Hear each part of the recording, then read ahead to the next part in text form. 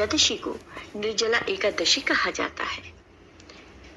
निर्जला एकादशी पर किया गया व्रत अनुष्ठान बेहद फलदायी है। इस दिन किए गए पूजन व दान पुण्य से अच्छे पुण्य की प्राप्ति होती है। मान्यता है कि भगवान विष्णु को आशीर्वाद दिलाने वाले सभी एकादशी व्रत में निर्जला एकादशी व्रत सबसे कठिन होता है। अगर आप साल की 24 एकादशी का व्रत नहीं कर पाते तो इस एक व्रत को करने मात्र से ही आप सारा पुण्य कमा सकते हैं। सभी एकादशियों पर हिंदू धर्म में आस्था रखने वाले भगवान विष्णु की पूजा करते हैं व उपवास रखते हैं। मान्यता है कि इस दिन व्रत रखने, पूजा और दान करने से व्रती जीवन में सुख समृद्धि का भोग करते हुए अंत में मोक्ष को प्राप्त होता है। लेकिन इन सभी एकादशियों में से एक ऐसी एकादशी भी है जिसमें व्रत रखकर साल भर की एकादशियों जितना पुण्य कमाया जा सकता है, वह निर्जला एकादशी है। शास्त्रों में निर्जला एकादशी के व्रत को सबसे कठिन और पुण्य फलदायी बताया गया है। इस व्रत में जल का त्याग करना पड़ता है।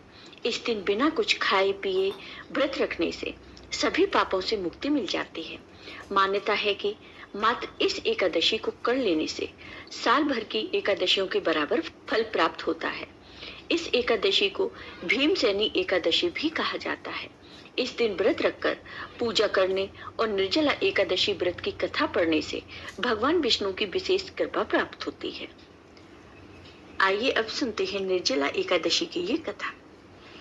एक समय की बात है, एक जाट था।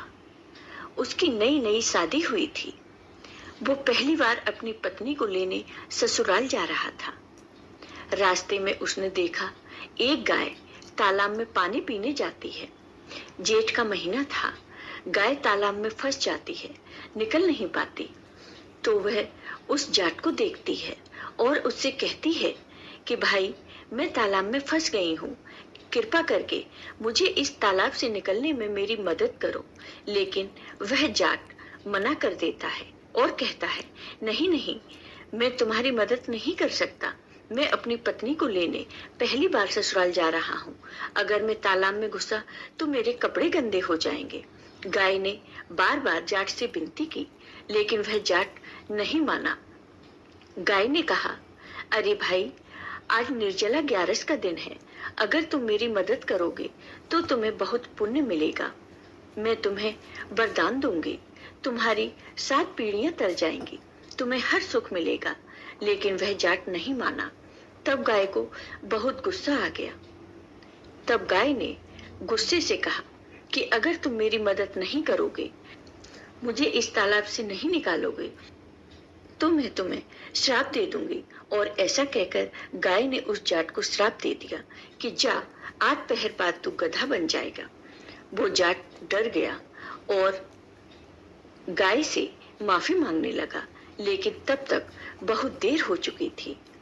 वह गाय तालाब में पूरी तरह डूब गई थी।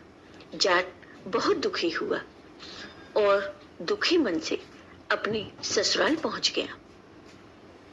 सबने अपनी जमाई का आदर सत्कार किया, लेकिन उसने अपनी पत्नी से कहा कि हमें अभी निकलना है, तुम जल्दी से तैयार हो जाओ। सब लोगों ने जमाई से कहा कि जमाई जी, अभी तो आप आए हो, आज रुक जाओ, कल चले जाना। लेकिन उसने तो जैसे जाने की जिद ही पकड़ ली थी। तब उसकी पत्नी ने कहा कि सब लोग इतना कह रहे हैं तो रुक जाओ, कल चलेंगे। तब जाट ने सारी बात अपनी पत्नी को बताई। श्राप की बात सुनकर उसकी पत्नी तुरंत तैयार होकर अपने पति के साथ घर के लिए चल दी। दोनों घर पहुंच जाते हैं और 8 पहर बाद वह जाट गधा बन जाता है। अब उसकी पत्नी अपने पति के साथ अंदर ही रहती है, लेकिन धीरे धीरे उसके घर का सारा सामान खत्म हो जाता है। उनके खाने पीने को कुछ नहीं बचता। वो बहुत दुखी हो जाते हैं। तब एक दिन वह गधा कहता है कि तुम मुझे लेकर मजदूरी करने चलो। तब वह दोनों नगर के राजा के यहाँ मजदूरी करने पहुंच जाते हैं। राजा के यहाँ कुआं खोदने का काम चल रहा था। वहीं पर वह मिट्टी डालने का काम करने लगती है। जब सब मजदूरों ने देखा कि वह अपने सिर पर रखकर मिट्टी डाल रही है तो सबने उससे कहा, बहन, तुम्हारे पास तो यह गधा है, फिर तुम अपने सिर पर रखकर मिट्टी क्यों डाल रही हो?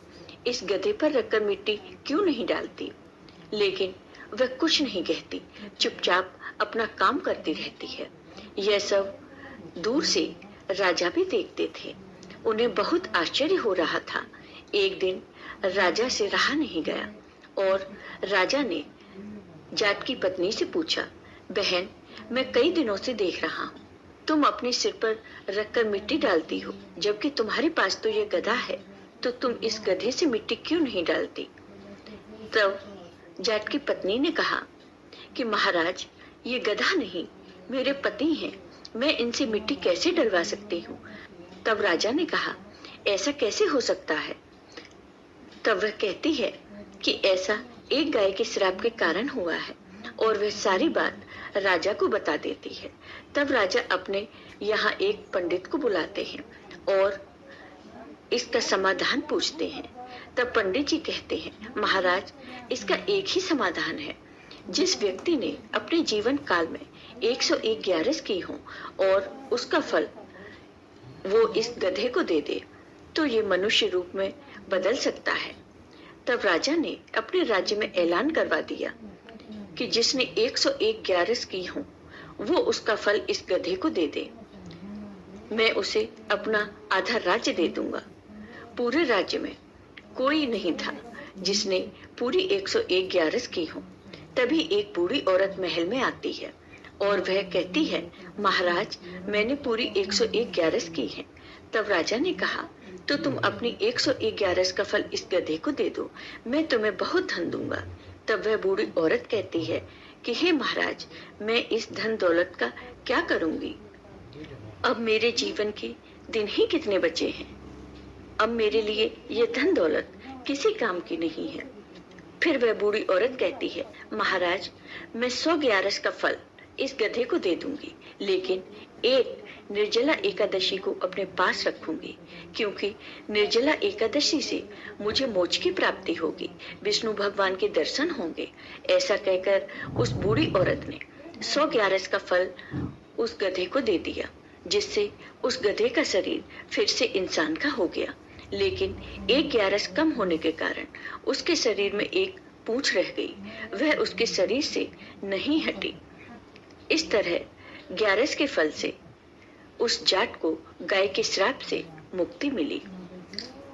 अब जाट और उसकी पत्नी राजा को धन्यवाद देकर वहां से चले गए और खुशी खुशी जीवन बिताने लगे। फिर जाट की पत्नी हर निर्जला एकादशी को व्रत रखती और पूजन करती थी। जय हो भगवान विष्णु की। तो हे भगवान विष्णु, जैसे आपने इस जाट और उसकी पत्नी पर अपनी कृपा की, वैसे ही अपने सभी भक्तों पर अपनी कृपा सदा बनाए रखना। जय हो भगवान विष्णु की। आपको ये वीडियो पसंद आया हो तो कमेंट बॉक्स में कमेंट करके जरूर बताइए। साथ ही मेरे वीडियो को ज्यादा से ज्यादा शेयर करिए। धन्यवाद। नमस्कार दोस्तों, आप सभी का एक बार फिर से स्वागत है हमारे चैनल MG हिंदी